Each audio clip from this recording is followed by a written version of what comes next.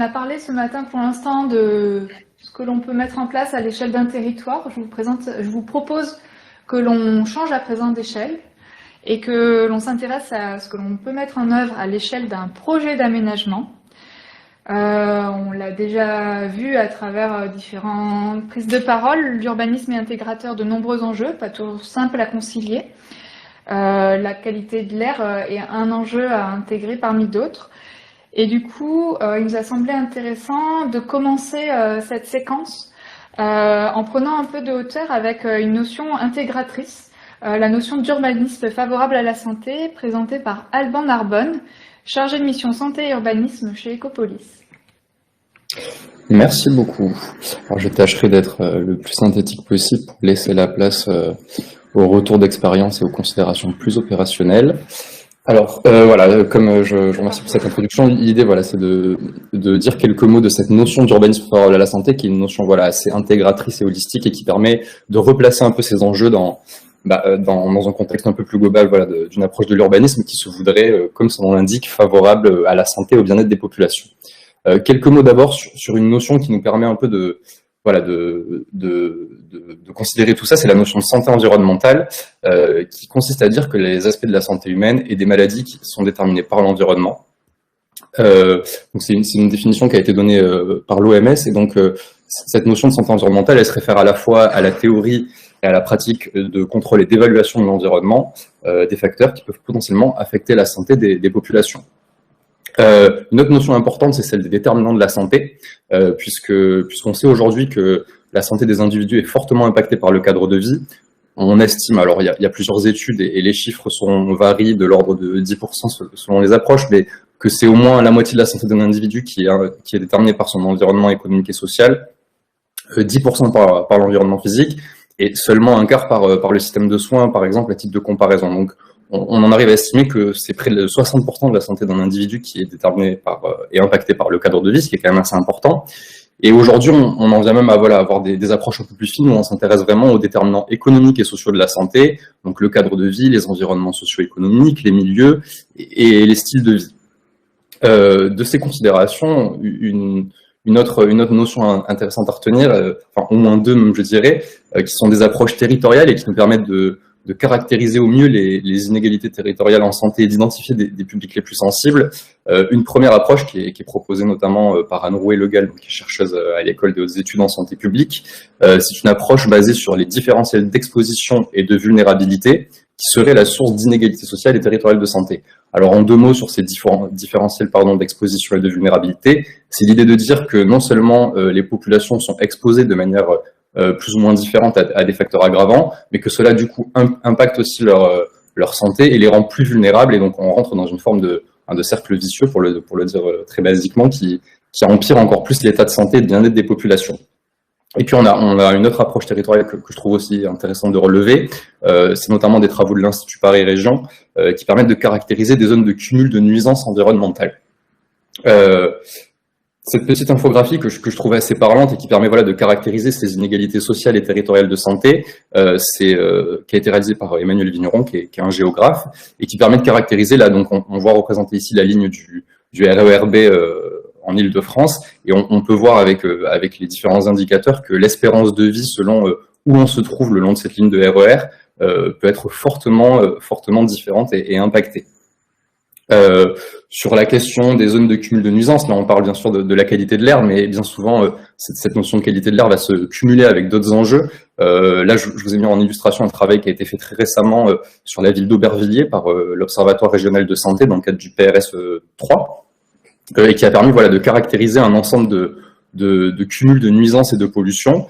Et donc, comme vous pouvez le constater, donc on a bien sûr la pollution de l'air qui est représentée en bleu sur cette carte, et comme vous le voyez, évidemment, on s'en doute un peu, ça va très souvent se superposer avec les enjeux de bruit, mais on peut avoir également d'autres enjeux et d'autres pollutions qui viennent se superposer. Et pour revenir un peu sur ce qui a été dit par Raphaël Concourneau tout à l'heure, on a évidemment des zones qui vont être plus prioritaires par rapport à ces enjeux-là.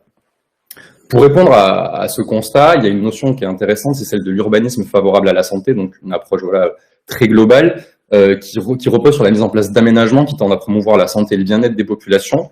tout en respectant les piliers du développement durable, voilà, dont elle s'inspire et elle se nourrit, qui porte aussi des valeurs d'égalité, de coopération intersectorielle, de participation des populations et de toutes les parties prenantes. Voilà, et là je reprends aussi ce qui a été dit à l'instant par l'Eurométropole de Strasbourg, cette notion voilà, d'impliquer un maximum d'acteurs des champs de la santé, de la fabrique de la ville, de la petite enfance, du médico-social, etc. Pour se saisir de tout ça, il y a une diversité d'outils et, voilà, et de lignes qui ont bougé. Donc ça a été évoqué aussi tout à l'heure en tout début lors d'une question. Il y a le plan national santé-environnement qui est transposé dans les régions, dans les plans régionaux santé-environnement, qui offre voilà, un cadre partenarial pour des démarches pilotes. On a également un outil d'évaluation qui a émergé, alors d'abord au niveau international anglo-saxon, mais qu'on s'est réapproprié en France, qui est l'EIS, l'évaluation d'impact en santé. De nombreuses études, des référentiels, des guides opérationnels qui ont été édités par un ensemble d'acteurs pour promouvoir des démarches d'urbanisme favorables à la santé, et puis des expérimentations plus ou moins ponctuelles, des démarches contextualisées, qui tendent aussi à promouvoir un urbanisme favorable à la santé. Par exemple, en Ile-de-France, l'ARS et l'ADEME ont comporté deux appels à manifestation d'intérêt santé, environnement, aménagement durable, qui ont aussi été évoqués lors de l'introduction de cette journée. Et on aura quelques lauréats de cette AMI qui prendront la parole un peu plus tard, donc je n'en dis pas plus, ce sera plus intéressant d'avoir leur retour opérationnel. Sur les outils, simplement, voilà, attirer votre attention sur les deux grands outils qu'on considère dans l'urbanisme favorable à la santé. Le premier, c'est l'évaluation d'impact sur la santé, qui est une démarche de santé publique reconnue et qui est normée, donc une méthodologie en 5 étapes. C'est une évaluation qui vient en amont du projet ou sur un projet en cours de définition. Donc voilà, elle a été définie en 99 par le consensus de Göteborg de l'OMS. Et l'objectif de cette EIS, c'est d'accentuer les impacts positifs et de réduire les impacts potentiels négatifs d'un projet en formulant les recommandations les plus vertueuses possibles pour la santé et le bien-être des populations. Donc, comme je vous le disais, c'est une méthodologie très normée qui répond à une méthode en 5 étapes. Cette méthodologie est facilement trouvable dans un ensemble de guides et de documents. Le deuxième type de démarche, c'est un peu plus fluide et un peu plus dur à définir, c'est ce qu'on appelle des démarches d'urbanisme favorable à la santé. Alors voilà, le terme peut être trompeur parce que on se situe dans une approche d'urbanisme favorable à la santé, et ensuite on parle de démarche d'urbanisme favorable à la santé. Il faut savoir que ce sont des démarches plus englobantes, aussi plus contextualisées généralement, et qui ont vocation à être initiées dès l'amont du projet urbain. Donc vraiment, on s'empare du projet, là, avec cette approche d'urbanisme favorable à la santé, avec cet objectif derrière la tête. L'objectif de ces démarches est encore une fois de faire des recommandations opérationnelles les plus vertueuses possibles, en tenant compte notamment des vulnérabilités du territoire et des populations les plus fragiles. Donc dans ce cas-là, il n'y a pas de méthodologie précise, mais plutôt un ensemble de guides, de référentiels qui proposent différents moyens d'action pour s'emparer de ça. Et l'avantage de ces démarches, qui sont très contextualisées comme je vous le disais, c'est qu'on peut s'emparer d'une diversité de projets.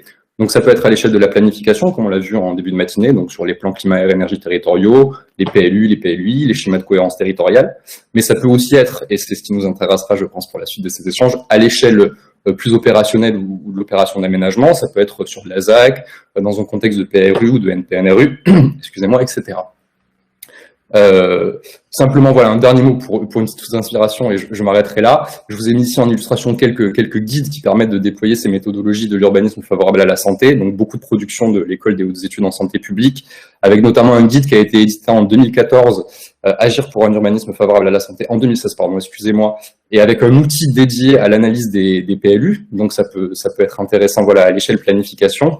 Et puis le guide Isadora, donc Isadora c'est un acronyme qui veut dire intégrer la santé dans les opérations d'aménagement, qui est un guide très opérationnel qui a été construit par un groupe pluridisciplinaire entre des acteurs de santé publique et des acteurs de l'urbanisme et de l'aménagement, et qui lui pour le coup s'intéresse à l'échelle de l'opération d'aménagement, avec notamment au sein de ce guide une fiche action, une fiche thématique dédiée à l'enjeu de l'exposition des populations et à la qualité de l'air. Je vous invite vraiment à aller consulter ce guide si ce sujet vous intéresse. Voilà, il propose tout un tas de ressources, mais aussi des idées de pistes de recommandations opérationnelles pour mieux intégrer ces enjeux dans une opération d'aménagement.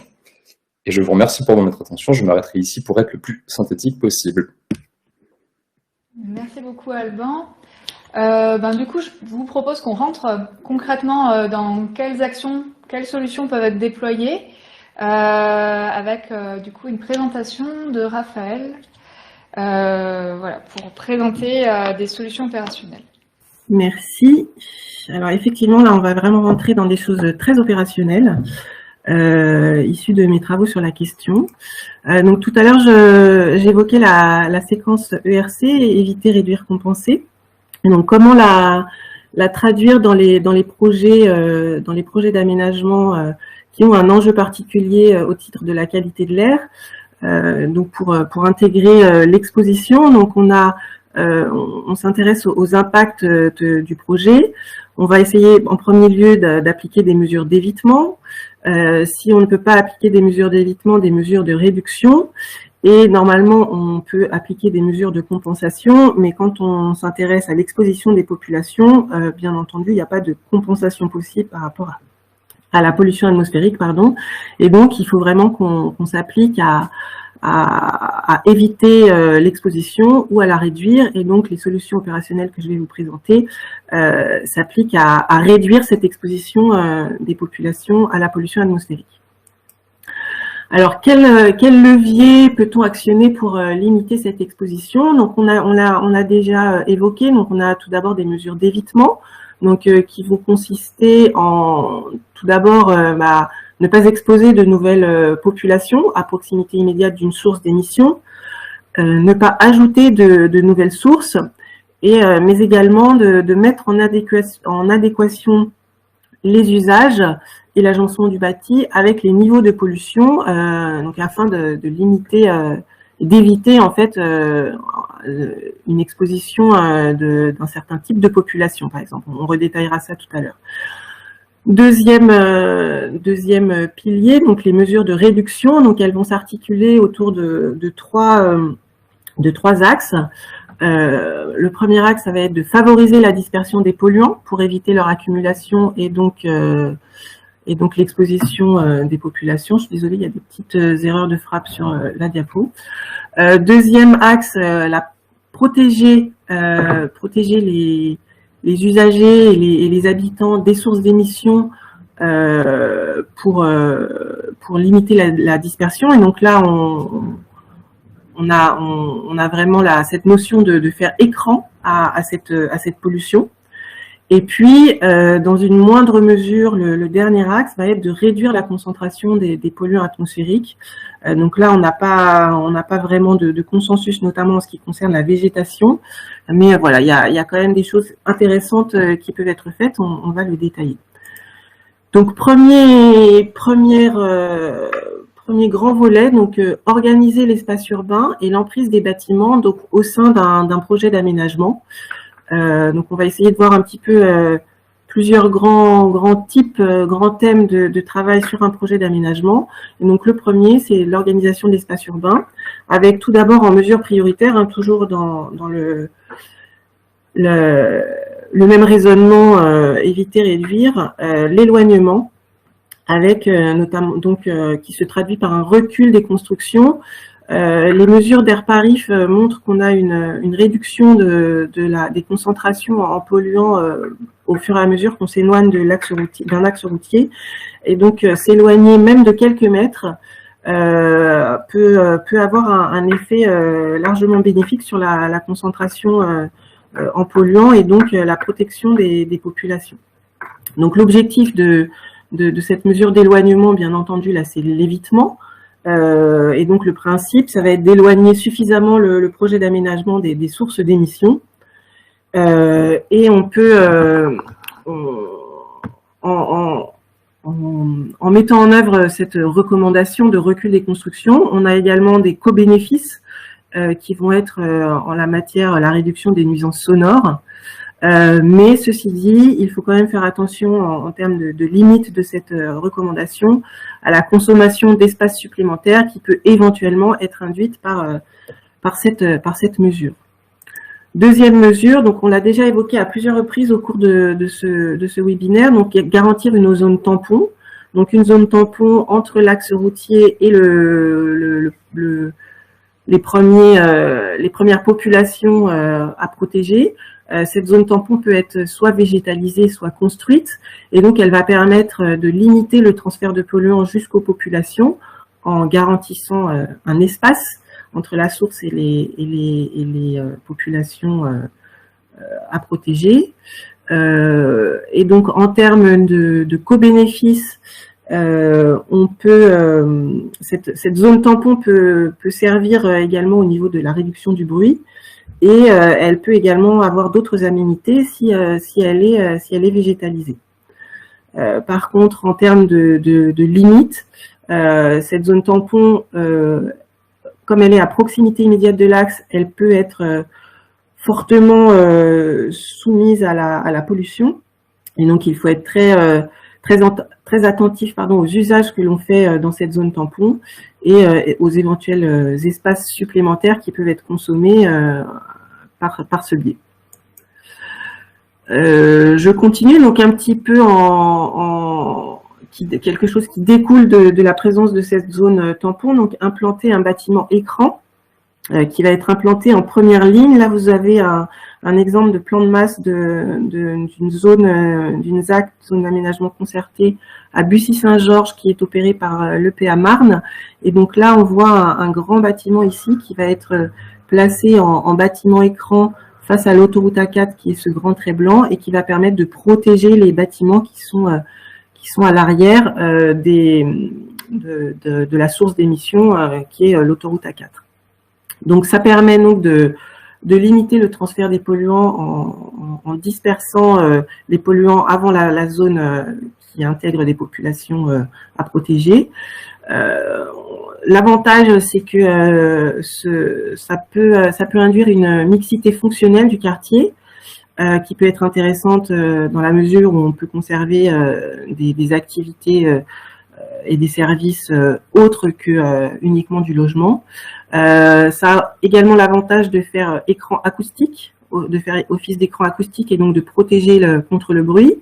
Mais le corollaire, c'est que ce bâtiment qui fait écran va être fortement exposé. Donc là encore, on rejoint le type d'usage à privilégier dans ce bâtiment exposé. Et également de bien réfléchir et de bien anticiper à son orientation par rapport à l'axe routier et par rapport au reste du quartier à protéger. Alors un petit peu dans le même esprit, on peut lorsqu'ils existent ou si on peut les installer, savoir tirer parti des murs acoustiques pour la protection face à la pollution de l'air. Et donc des murs acoustiques, s'ils sont suffisamment hauts, avec un minimum de 4 à 6 mètres de hauteur, peuvent, dans certains cas, protéger les populations de la pollution atmosphérique. En fait, ça va dépendre de l'orientation de l'axe routier et donc des vents dominants. Et donc, il faut être très vigilant parce que ces murs acoustiques peuvent soit confiner la pollution le long de l'axe routier et dans ce cas-là protéger les espaces qui sont derrière, soit accentuer leur dispersion de l'autre côté, et donc ils peuvent avoir des effets soit positifs soit négatifs. Donc en co-bénéfice, bien entendu, leur fonction première, c'est de réduire les nuisances sonores, mais il faut également être vigilant à la façon dont ils peuvent s'intégrer dans le paysage et aux éventuels effets de cloisonnement qui peuvent découler de leur utilisation. Ensuite, il y a tout le travail sur les rues canyons qui peut être utilisé afin de minimiser leur impact, de minimiser au maximum leur présence, puisqu'on sait que ces rues canyons vont être fortement sujettes à de fortes concentrations en polluants atmosphériques. Donc, à la fois, cela se fait par le biais de l'orientation de la rue, du rapport d'aspect, c'est-à-dire le rapport entre la largeur de la rue et la hauteur des bâtiments qui bordent la rue, et le rapport d'aspect latéral, c'est-à-dire le rapport d'aspect entre la longueur de la rue et la hauteur des bâtiments. Donc voilà, un certain nombre de caractéristiques un peu techniques pour minimiser leur impact, sachant que lorsqu'on minimise l'impact des rues canyons, on a également un impact positif sur la lutte contre les îlots de chaleur urbains et la réduction du bruit. On peut également travailler sur l'ouverture des îlots, ne pas concevoir d'îlots entièrement fermés, mais bien de penser à les ouvrir aux extrémités afin de créer une ventilation naturelle dans les cœurs d'îlots qui vont également permettre de lutter contre les îlots de chaleur urbains, mais tout en restant vigilant aux conditions météorologiques locales pour bien positionner ces ouvertures en fonction des vents dominants et de maintenir une faible rugosité du quartier, donc à savoir de limiter les hauteurs de ces îlots lorsqu'ils sont un peu particuliers comme ceci. Enfin, sur toujours l'organisation de l'espace urbain et l'emprise des bâtiments, donc on peut également, donc dans le même esprit que l'ouverture des îlots, donc favoriser ce qu'on appelle la perméabilité des bâtis, donc créer des discontinuités entre les bâtiments, donc en espaçant les bâtiments, en créant des ouvertures dans le bâti, puisque cela les disparités induites vont favoriser la ventilation et donc permettre d'augmenter la dispersion des polluants, tout en restant vigilant aux paysages urbains qui peuvent être éventuellement induits en travaillant sur ce type de mesures. Également, donc quand on s'intéresse un peu plus précisément au bâti, donc faire varier la hauteur du bâti à travers des mesures d'épanelage, par exemple, ou de variation des hauteurs sur un site, dans un projet d'aménagement, puisqu'on sait que les ruptures de hauteur vont améliorer la ventilation et donc, du coup, favoriser la dispersion des polluants. Lorsqu'on met en place un principe d'épanelage, on pourra également tendre à la réduction du bruit. Mais encore une fois, il faut bien anticiper et on verra par la suite le rôle dans tout cela de la modélisation pour éviter les possibles effets négatifs. En deuxième lieu, on va s'intéresser plus précisément non plus à l'échelle du quartier, mais vraiment à l'échelle du bâti, du bâtiment. Et donc, on peut avoir différentes mesures comme insérer des zones de retrait dans le bâtiment, à savoir avoir un rez-de-chaussée qui s'avance et ensuite les étages qui vont être plus en retrait, au moins le premier étage, voire un peu plus avec un bâtiment un peu en escalier finalement. En fait, on sait que les concentrations en polluants vont diminuer avec la hauteur et cela va être accentué si on a un retrait des étages supérieurs. À savoir que lorsqu'on met en place ce type de mesure, il faut être très vigilant aux usages que l'on va implanter au niveau des rez-de-chaussée, puisque les rez-de-chaussée vont, eux, être soumis à une pollution plus élevée que les étages supérieurs. On peut également jouer sur les toitures en favorisant les toits à pan et à double pan qui vont améliorer la ventilation et donc augmenter la dispersion. À savoir que, par contre, cela peut être limitant sur l'installation de toitures végétalisées. Donc là encore, voilà, il faut un petit peu doser les mesures et regarder un petit peu au cas par cas ce qui s'applique de manière la plus pertinente possible au projet considéré. Également, au niveau des façades, limiter la rugosité des façades. Donc, qu'est-ce que ça veut dire? Éviter les structures un petit peu semi-ouvertes, tout ce qui est phénomène d'arcade, d'auvent, etc. Et puis, préférer les loggias aux balcons suspendus, donc intégrer ces espaces semi-extérieurs des logements dans le corps du bâtiment et non pas en débord du bâti, puisque toutes ces structures semi-ouvertes vont venir freiner la circulation d'air dans la rue, d'autant plus dans les étages les plus bas. Et donc, en les limitant, on va favoriser la dispersion.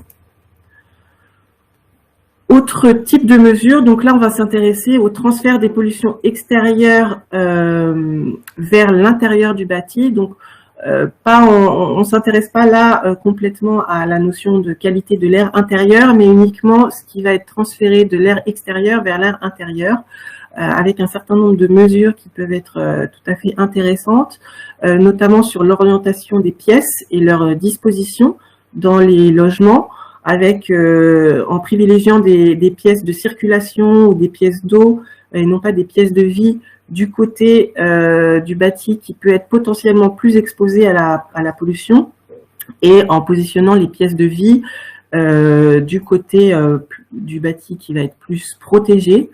Également en positionnant les prises d'air, donc toujours de ce côté moins exposé à la pollution, voire éventuellement en toiture, quand cela est possible. Et puis, notamment quand on a des établissements particulièrement sensibles, bien penser la ventilation et éventuellement aller jusqu'à des ventilations double flux pour les établissements les plus sensibles. Il est intéressant cependant de maintenir la possibilité de construire des logements qui restent traversants pour permettre l'aération des pièces intérieures. Donc là encore, voilà, des mesures qui peuvent paraître un petit peu parfois contradictoires, mais qu'il faut bien doser et surtout tester avec l'outil de modélisation sur lequel je reviendrai tout à l'heure. Et puis, pour protéger les bâtiments qui sont vraiment en bordure immédiate d'axes routiers, il peut être intéressant d'intégrer des façades double pot du côté de l'axe routier, comme c'est le cas là sur cette école de Strasbourg, qui va permettre une protection accrue contre la pollution de l'air extérieur avec voilà une double façade sur lesquelles il n'y a pas d'ouvrant, qui va desservir des espaces de circulation ou d'autres types d'espaces, et donc favoriser une circulation de l'air dans cet espace intermédiaire dans lequel on peut avoir là pour le coup des ouvrants. Et donc ce type de structure peut notamment améliorer l'isolation à la fois phonique et thermique des bâtiments. Un autre levier touche aux usages du bâti. Donc, on a vu tout à l'heure plusieurs fois qu'on pouvait travailler sur les rez-de-chaussée et différencier les rez-de-chaussée des autres étages. Et donc, du coup, là, il est important d'éviter les établissements sensibles en rez-de-chaussée et dans les étages les plus bas. Et donc, de maintenir dans ces espaces-là des activités ou des services qui peuvent être compatibles avec une qualité de l'air avec une moins bonne qualité de l'air. Et puis, autre question sur les usages, il peut être intéressant sur un projet d'aménagement qui est actuellement en cours de conception, d'anticiper dès aujourd'hui une réversibilité du bâti en première ligne, lorsque notamment on va implanter un bâtiment écran, donc qui va être plus occupé par des activités tertiaires, d'anticiper dès aujourd'hui la conversion de ce bâtiment écran en logement à terme, une fois qu'on aura réussi à suffisamment faire diminuer la pollution atmosphérique, que l'on puisse du coup transformer facilement ces immeubles tertiaires en logements. Et donc du coup, ce sera beaucoup plus simple si on a anticipé dès aujourd'hui un certain nombre de contraintes à inscrire au cahier des charges de ce type de construction. Ensuite, quand on est dans la zone d'aménagement, on peut également, afin de ne pas surajouter de pollution dans ces espaces, favoriser des modes de déplacement non polluants et donc intégrer la possibilité des mobilités douces dès la conception du projet d'aménagement, en intégrant notamment une voirie particulière pour les cheminements doux, en anticipant le stationnement, etc. Mais également en intégrant des zones calmes et de ressourcement au sein de l'espace, au sein de la zone d'aménagement, pour permettre des déplacements non polluants qui vont éviter un surcroît de pollution sur ces zones et favoriser le report modal. Donc, par ce biais-là, on aura également un effet positif sur la santé et le bien-être des occupants et des usagers de la zone en cours d'aménagement. Enfin, on peut, en complément des options que je viens de présenter, on peut s'intéresser à la végétalisation qui va agir selon deux axes, qui va partiellement contribuer à réduire la pollution en piégeant et en absorbant les polluants. Et donc, dans ce cadre-là, on peut implanter de la végétation dans l'espace public, penser aux murs végétalisés ou aux toitures végétalisées, sachant que l'influence, enfin la contribution va être plus ou moins importante en fonction des différents types de végétation qu'on va implanter et en fonction des différents végétaux. On va avoir des aménités positives qui vont être apportées par cette végétation, mais également des contraintes qui vont être à prendre en compte, notamment au niveau des espèces, éviter tout ce qui est espèces allergènes pour ne pas venir ajouter un autre type de pollution, entre guillemets, et également veiller à bien prendre des espèces adaptées aux conditions locales et qui puissent du coup être cultivées, entre guillemets, de manière pérenne sur le site. Deuxième effet que peut avoir la végétation, un effet de dispersion des polluants par effet barrière. Et donc là, on peut s'intéresser à l'implantation de barrières végétales, donc qui vont avoir des contraintes physiques un petit peu fortes, puisque pour avoir un réel effet, il faut avoir des barrières d'une certaine dimension, 5 mètres de haut et 10 mètres d'épaisseur typiquement. Ou alors des barrières qui vont venir compléter un mur acoustique en dépassant au moins d'1 mètre au-dessus du mur acoustique, afin là de combiner cet effet barrière pour mieux limiter le transfert de polluants. Et on peut également noter le bien-être qui peut être apporté par la vision de végétation, mais toujours avec les mêmes limites en termes d'espèces allergènes et d'adaptation des espèces aux conditions locales. Donc voilà, l'ensemble de ces mesures, il va être intéressant et même plus qu'intéressant, nécessaire de les tester avant de les implémenter, afin de vraiment optimiser et de valider les choix qui sont faits sur l'aménagement. Vraiment là, on est vraiment à l'échelle d'un aménagement précis.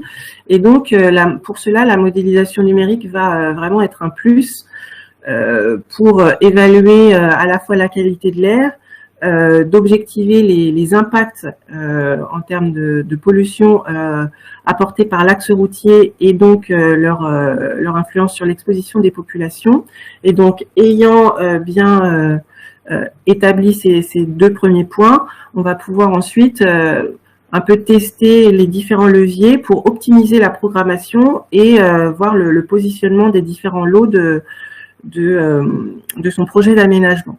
Donc, en termes de simulation, ce qui peut être intéressant de réaliser, donc, c'est de simuler un état initial, un scénario avec le projet tel qu'il est envisagé et un scénario avec un projet optimisé pour la qualité de l'air, afin de pouvoir jouer sur ces différents leviers.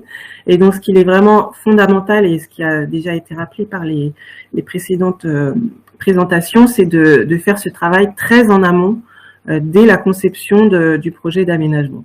Voilà, je vous ai mis quelques exemples de modèles tridimensionnels qui permettent ce type de simulation.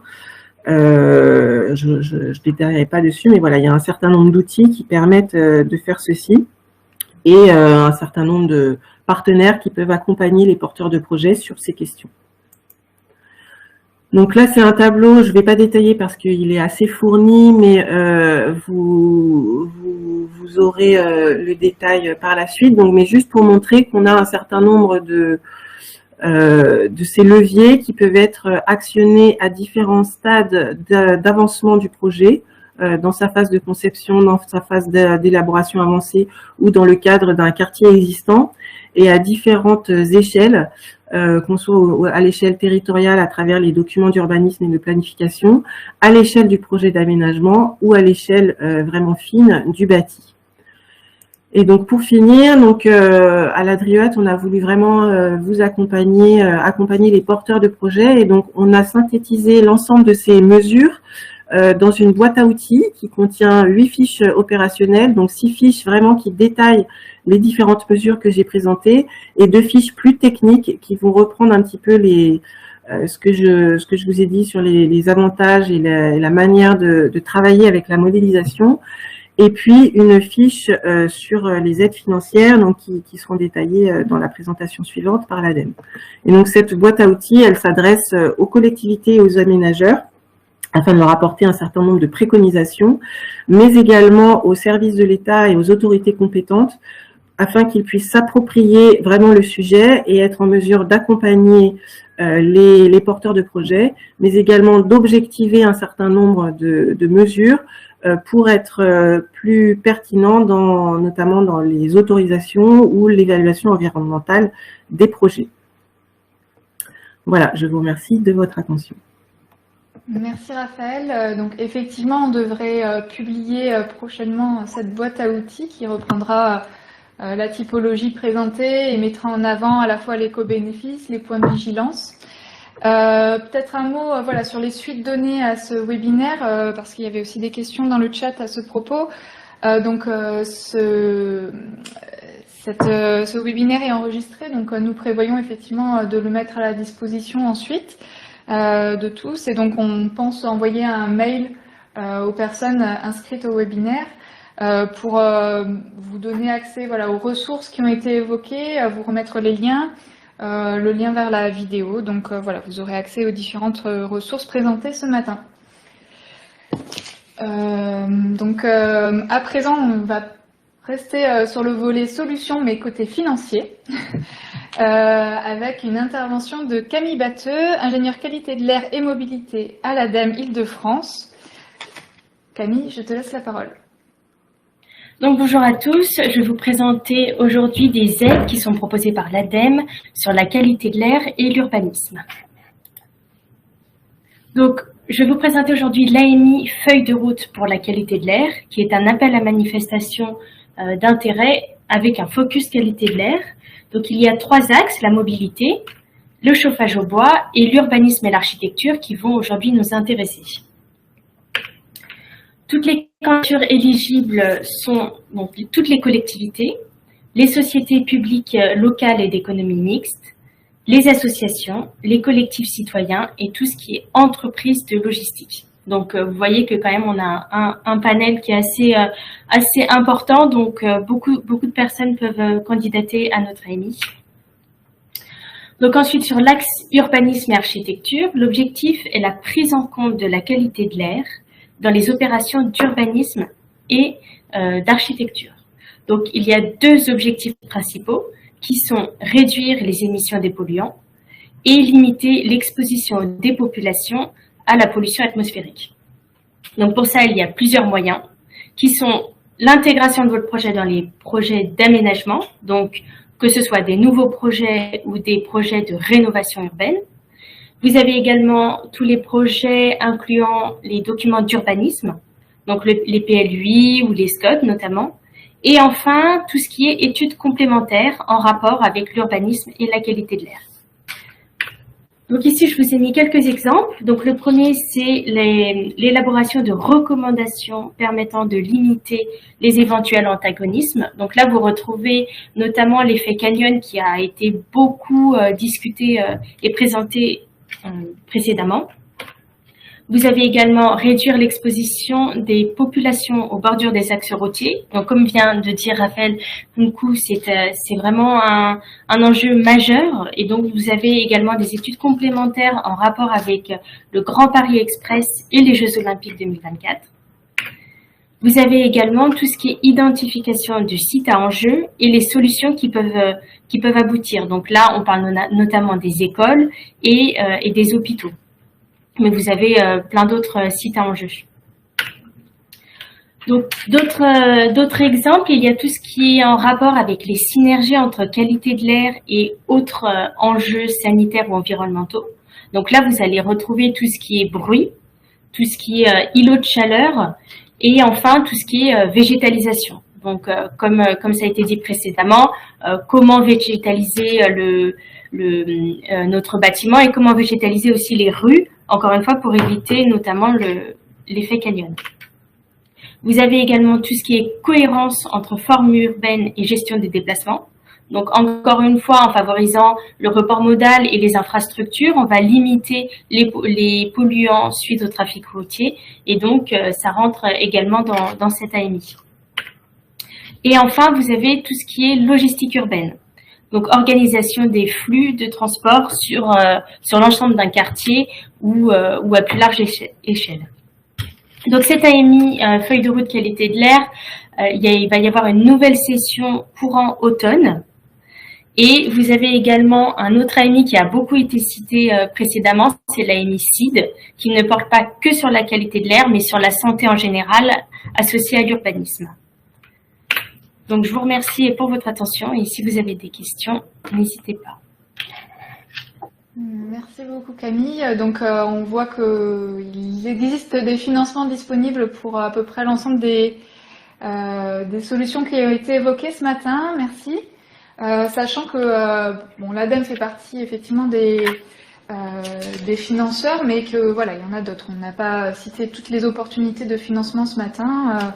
Mais en tout cas, voilà, on vous invite vraiment, si vous êtes motivé pour vous engager sur ce sujet, à regarder assez largement les opportunités de financement qui s'offrent à vous, parce qu'il y en a.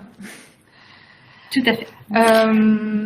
Du coup, pour finir cette matinée, nous vous proposons une table ronde avec différents retours d'expérience sur des projets franciliens. Cette table ronde va être animée par Alban Narbonne d'Ecopolis, avec la participation d'Emmanuel Vigroux, Émilie Turner et Anissa Pêcheux pour Grand Paris Aménagement, Pauline Grolleron, chargée de mission Innovation environnementale et aménagement durable au sein de l'EPT Est Ensemble, et Anne Kaufmann d'Airparif. Merci beaucoup. Donc rebonjour à tous. Donc déjà merci à tous d'avoir accepté de venir témoigner lors de cette table ronde. Ce que je vous propose peut-être pour commencer de façon un peu introductive, ma première question sera plutôt d'ordre général et afin de comprendre un peu mieux votre positionnement et la manière dont cet enjeu survient et peut s'imposer à vous, voilà, dans vos postures respectives. Donc voilà, en quelques mots, est-ce que vous pouvez nous en dire plus sur la manière dont cette problématique de l'exposition des populations aux pollutions atmosphériques, s'impose à vous? Et peut-être que pour commencer, je propose à Airparif, voilà, puisque le nom laisse imaginer quand même des choses, de commencer et nous expliquer un peu son positionnement sur ces sujets. Merci Alban. Oui, donc Airparif, vous l'aurez compris depuis ce matin, c'est l'association loi 1901 agréée pour la surveillance de la qualité de l'air et de l'information sur toute l'Île-de-France. Et donc, notre enjeu étant l'amélioration de la qualité de l'air et d'apporter de l'information, de l'expertise et du diagnostic, notamment sur l'exposition des populations. Nous, on peut que être favorable et favoriser tout ce qui est urbanisme favorable à la santé, puisque un des enjeux majeurs, c'est d'améliorer la situation existante, mais c'est aussi d'éviter de créer des nouvelles populations fortement exposées dans des nouveaux, à cause de nouveaux projets qui ne prendraient pas en compte cette problématique. Merci beaucoup. Peut-être Pauline Grolleron d'Est Ensemble, en tant que PT, vous pouvez nous en dire deux mots aussi? Oui, bonjour. Du coup, effectivement, c'est une problématique dont l'EPT cherche particulièrement à s'emparer, notamment parce que Est Ensemble se situe dans un contexte urbain vraiment très dense, avec de nombreuses infrastructures routières qui bordent et qui traversent le territoire, notamment l'autoroute A3, la 86, la nationale 2, le périphérique, etc. Et qui dégradent toutes très fortement la qualité de l'air sur le territoire.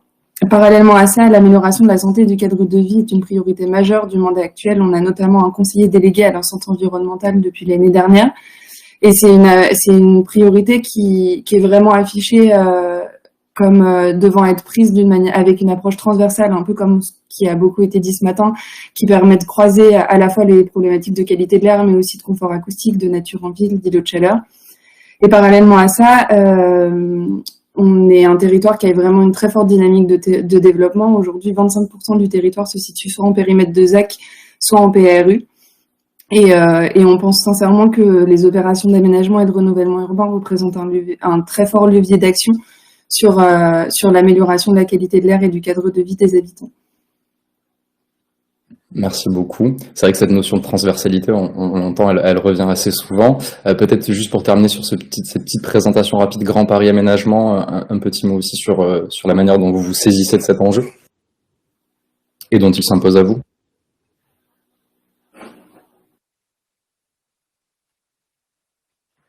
Monsieur Vigrou, on ne vous entend pas. Effectivement. Je peux peut-être dire, Oui, est-ce que vous m'entendez? Oui. Parfait. Je vais peut-être juste dire quelques mots. Alors, je sais que Emmanuel voulait en parler un peu plus en détail d'un point de vue opérationnel, mais en tout cas à l'échelle de l'établissement de Grand Paris Aménagement, nous on intervient sur tout le territoire francilien.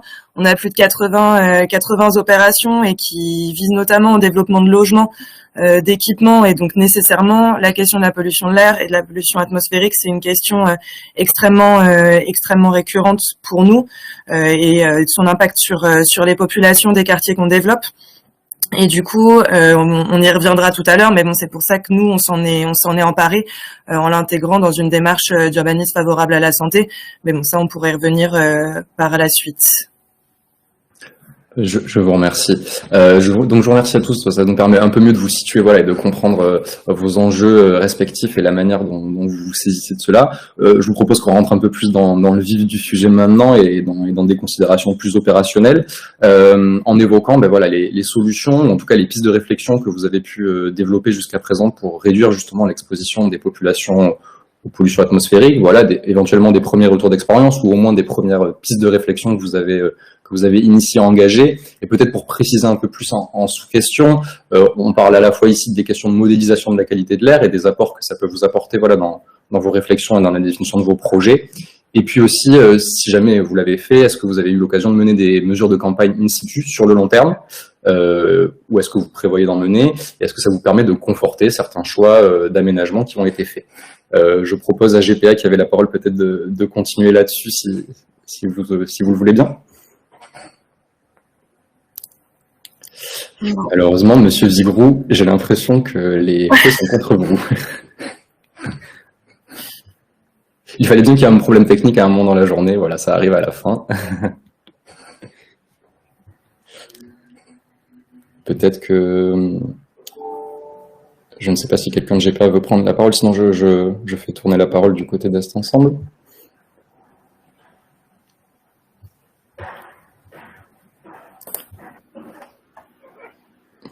Je propose peut-être à Madame Grolleron de se lancer, puis on reviendra sur vous juste après. D'accord. Du coup, comme je le disais,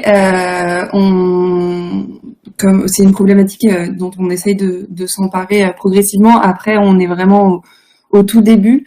On a eu un peu une impulsion, notamment, ça fait un peu le lien avec ce qu'a présenté les financements qu'a présenté Madame Batteux précédemment, parce que la collectivité est lauréate 2 fois de l'AMI feuille de route pour la qualité de l'air, à la fois pour la mise en place d'une méthodologie pour un urbanisme favorable à la santé au pont de Bondy, et aussi pour le développement d'études similaires dans 6 PRU de notre territoire, des PRU qu'on a identifiés comme particulièrement exposés aujourd'hui aux contraintes de pollution. Parallèlement à ça, on dispose au sein de la collectivité d'un marché pour la mise en place d'expertise environnementale, dans laquelle on a un lot spécifique. C'est un marché à bon de commande dans lequel on a un lot spécifique dédié à la réalisation d'études qualité de l'air. Donc, on en réalise un certain nombre qui sont sur les différents sites qui sont affichés à l'écran. Donc, à la fois dans des PRU, comme je le disais, mais aussi dans des études urbaines préalables et préopérationnelles, comme la porte de Bagnolet, les abords du T1 ou le pont de Bondy. Comme je le disais aussi, on est encore vraiment au début, c'est-à-dire que l'étude qualité de l'air pour le moment qui est la plus avancée, c'est celle du secteur de la porte de Bagnolet. Pour l'instant, la méthodologie qu'on cherche à mettre en place, c'est toujours de réaliser un diagnostic documentaire, donc sur la base majoritairement des données disponibles mises à disposition par Airparif, mais aussi en croisant avec les contraintes du site, les éléments de diagnostic de projet qu'on peut avoir à disposition ou ce genre de choses, essayer d'identifier les principaux enjeux. En parallèle, la plupart du temps, et ça a été le cas sur la porte de Bagnolet que vous voyez à l'écran, on réalise des mesures de polluants, à la fois sur les polluants gazeux, NO2 et benzène, et aussi sur les particules PM10, PM2,5. Et on réalise ensuite des modélisations de l'état existant, donc c'est ce que vous voyez à l'écran, qui, comme Raphaël nous l'a expliqué tout à l'heure, permettent à la fois de montrer comment est-ce que, montrer finement les concentrations et les dispersions de polluants dans le quartier.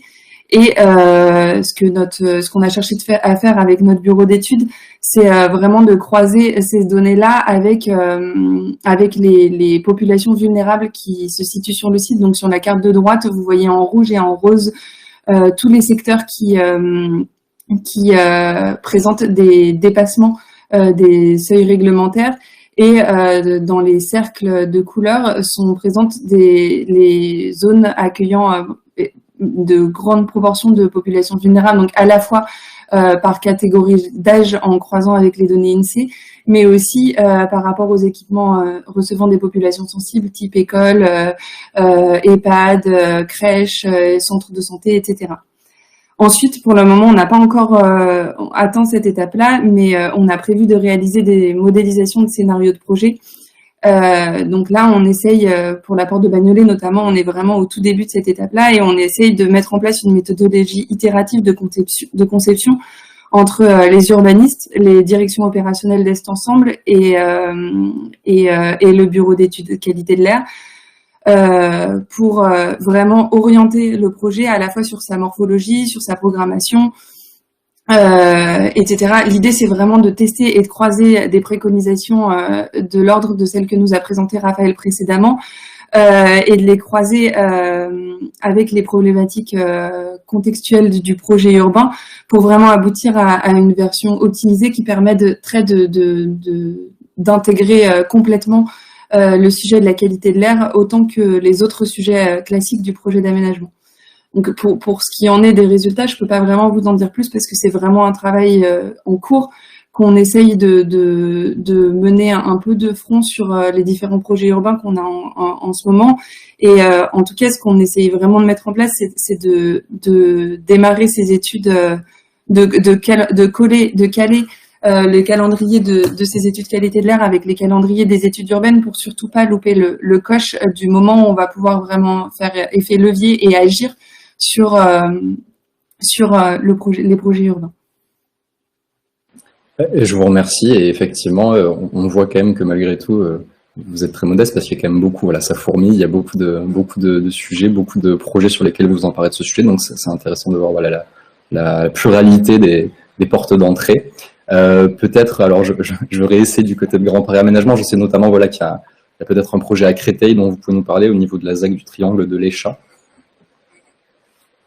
Bonjour. Oui, alors effectivement, avec Emmanuel, on travaille sur la ZAC du Triangle. Donc on est plutôt du côté opérationnel et on a une démarche qui ressemble beaucoup à celle d'Est Ensemble. C'est-à-dire qu'on est également accompagné par un bureau d'études qualité de l'air qui du coup nous a fourni des modélisations. Donc comme expliquait Raphaël, on a fait un scénario de base et puis on a demandé des scénarios avec des changements dans la forme du bâti et dans les bâtiments eux-mêmes. À la demande de la ville de Créteil, on s'est surtout centré sur les bâtiments recevant du public, notamment le groupe scolaire. Et du coup, nous, on a eu le retour de ces modélisations, ce qui a effectivement impulsé un changement dans la localisation de ce bâtiment, puisque les modélisations montrent une réelle évolution par rapport à la situation et à la localisation des équipements sensibles. Donc voilà, on est un site très contraint aussi également, on est en Île-de-France et puis on est juste à côté de l'autoroute A86. Donc on retrouve les mêmes problématiques que sur toutes les autres ZAC et toutes les autres opérations d'aménagement de la région qu'on connaît.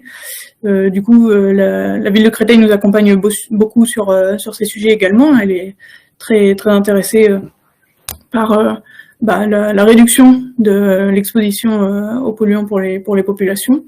Donc on mène ces sujets, disons qu'on essaye, on tâtonne un peu comme les autres, on fait des modélisations grâce à nos bureaux d'études, voilà, mais c'est encore à titre d'expérience plutôt, qui donne aussi quelques résultats, mais voilà, on n'a pas de retour de mesure puisque le projet va débuter en construction, donc on peut pas avoir de retour au niveau des populations.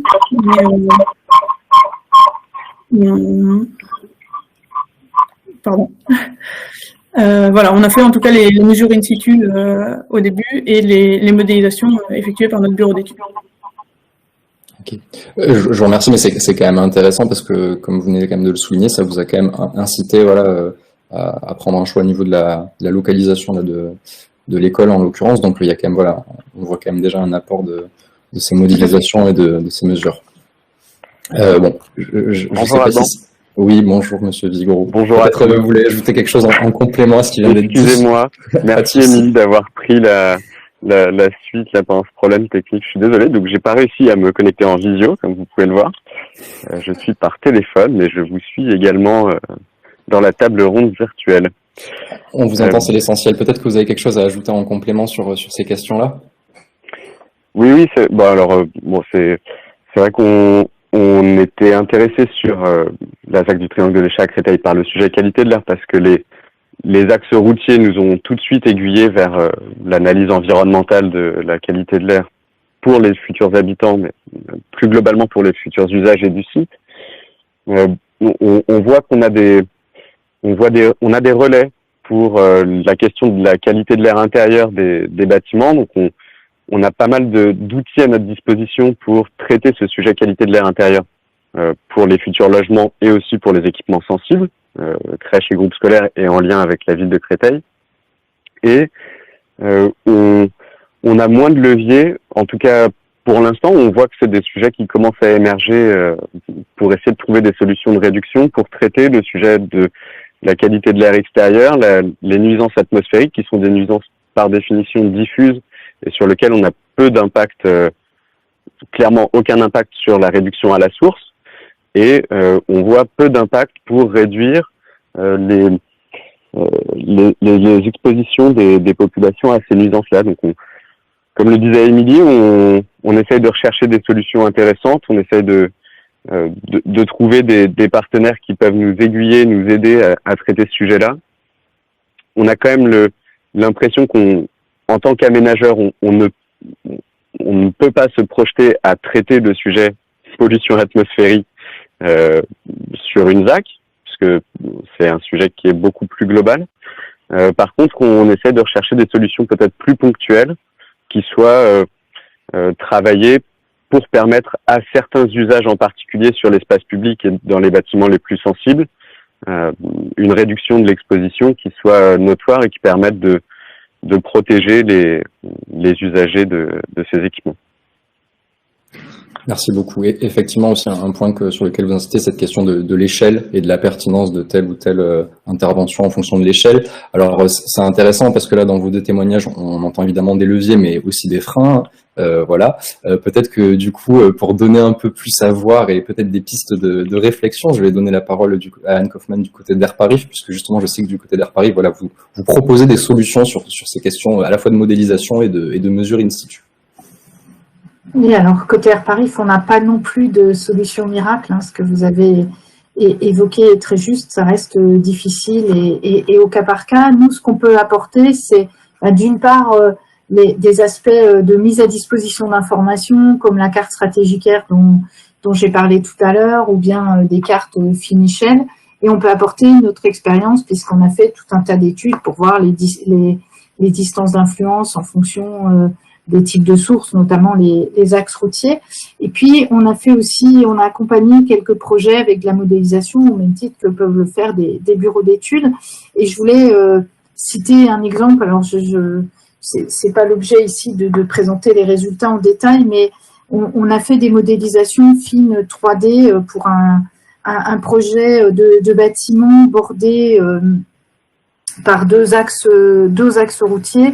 Et l'enjeu, c'était d'identifier l'emplacement pour mettre des protections vitrées pour protéger la cour du bâtiment qui était prévue pour servir d'espace de détente et de rencontre. Donc l'idée, c'est effectivement de protéger au mieux. Et on a regardé aussi par ces modélisations les emplacements les plus adéquats pour les prises d'air du bâtiment pour limiter l'entrée de pollution dans les bâtiments Voilà. Donc sur les prises d'air, pas vraiment d'éléments très neufs ni miraculeux, mais c'est montrer qu'en prenant les prises d'air en haut du bâtiment, on a une qualité de l'air bien meilleure qu'au pied du bâtiment. Je sais que ça engendre d'autres difficultés pour la ventilation des bâtiments, mais ça, c'était un des aspects.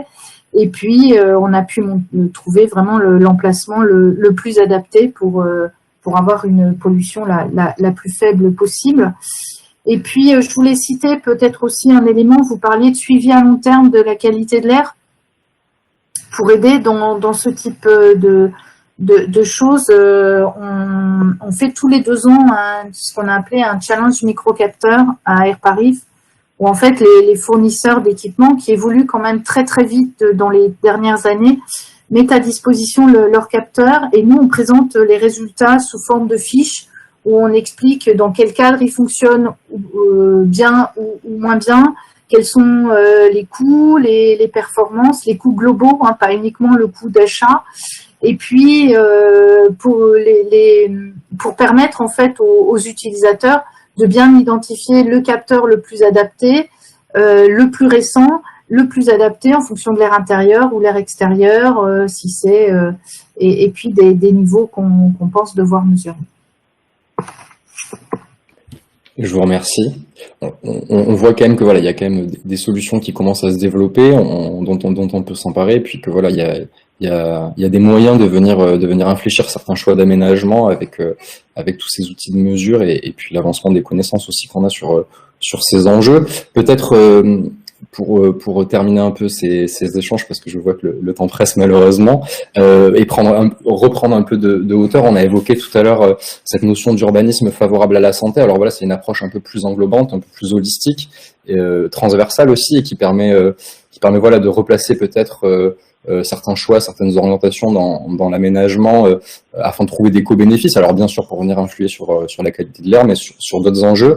Est-ce que peut-être, est-ce que vous pouvez nous dire peut-être éventuellement si vous êtes familier avec cette approche et si elle vous permet de renouveler ce sujet, de vous emparer de cet enjeu de la qualité de l'air sous un nouvel angle, d'ajouter des nouvelles cordes à votre arc.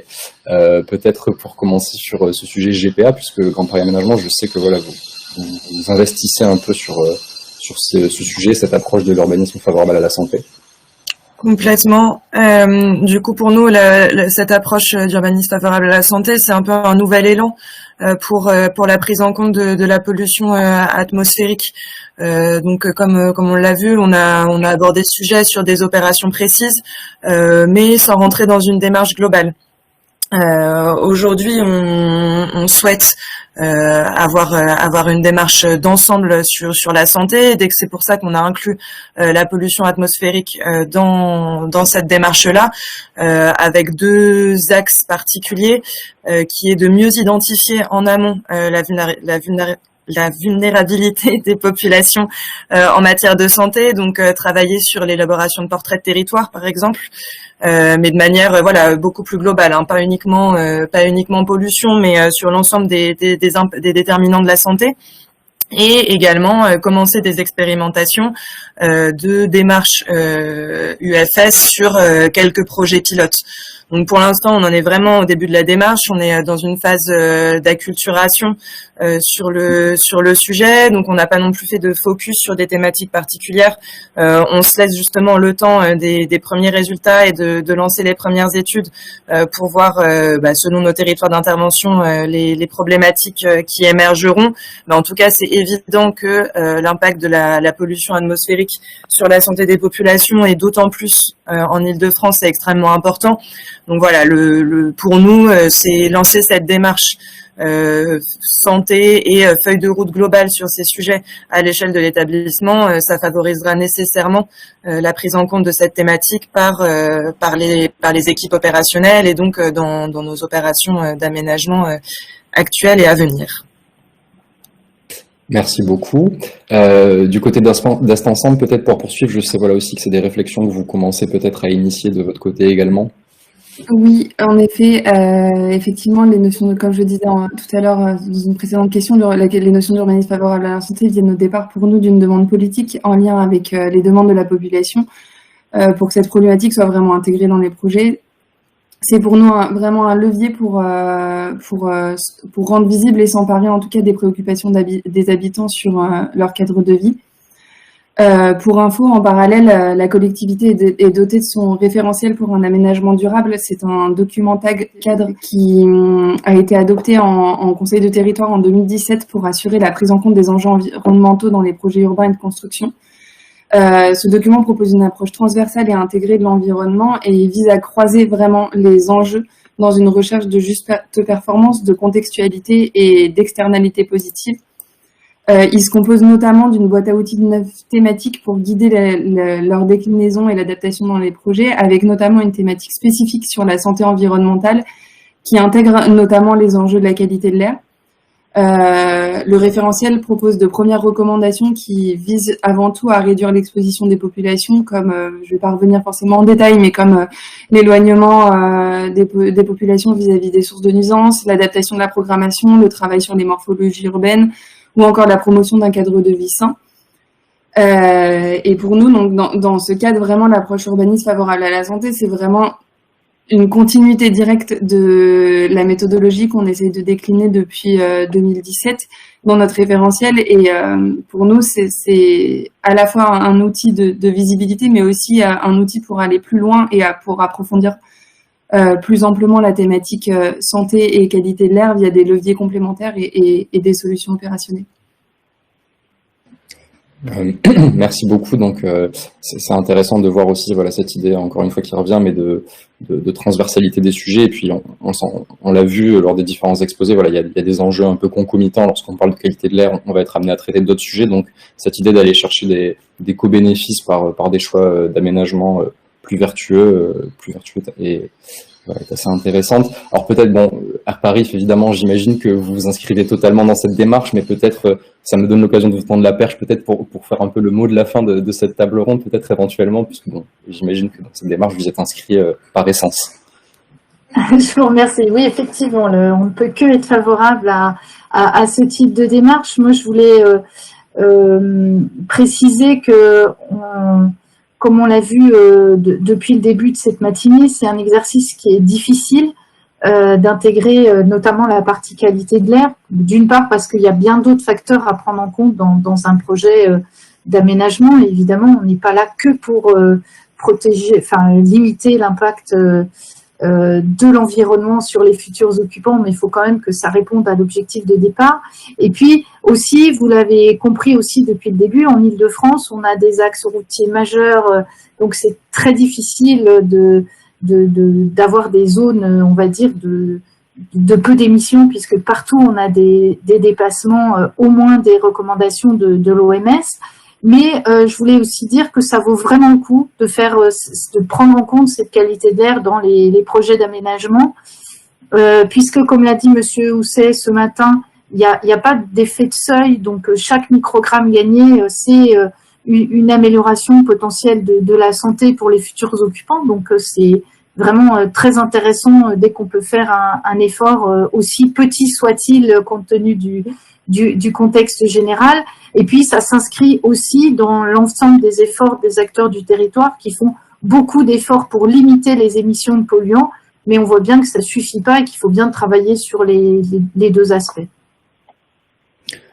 Je vous remercie et je pense qu'on pourra peut-être conclure sur cette note enthousiasmante. Voilà, il y a beaucoup de travail qui s'annonce devant nous, mais on a pu voir ensemble depuis le début de la journée qu'il y avait des pistes de réflexion, des premières solutions, et j'espère que tous ces échanges vous auront incité à vous plonger à corps perdu dans ce sujet de réduction de l'exposition des populations aux pollutions atmosphériques. Et je remercie encore une fois les différents participants et participantes de cette table ronde pour leur retour. Un grand merci encore à tous les intervenants pour ces présentations extrêmement riches d'enseignements. Il y a eu beaucoup de messages qui ont été passés ce matin. Un des messages clés quand même que je retiens, c'est que c'est important d'intégrer tôt cette question de prise en compte de la qualité de l'air quand on sait qu'on est dans un secteur à enjeu, à la fois pour des questions d'efficacité in fine dans les mesures que l'on peut mettre en œuvre, mais aussi peut-être pour des questions de coût. Un grand merci aussi à tous les participants qui nous ont suivis ce matin. J'espère que ces présentations vous auront intéressé. À ce titre, je vous propose, hop, c'est envoyé, de prendre 30 secondes pour cliquer sur le lien que je viens de mettre dans le chat pour avoir un retour sur votre appréciation de cette matinée. Voilà, c'est vraiment très rapide. Et puis, comme indiqué précédemment, nous vous adresserons d'ici à peu près 2 semaines, quelque chose comme ça, un mail avec les liens vers les ressources qui ont été évoquées ce matin, et puis également l'accès à la vidéo, à l'enregistrement de ces interventions. Merci à tous, bonne continuation et à bientôt.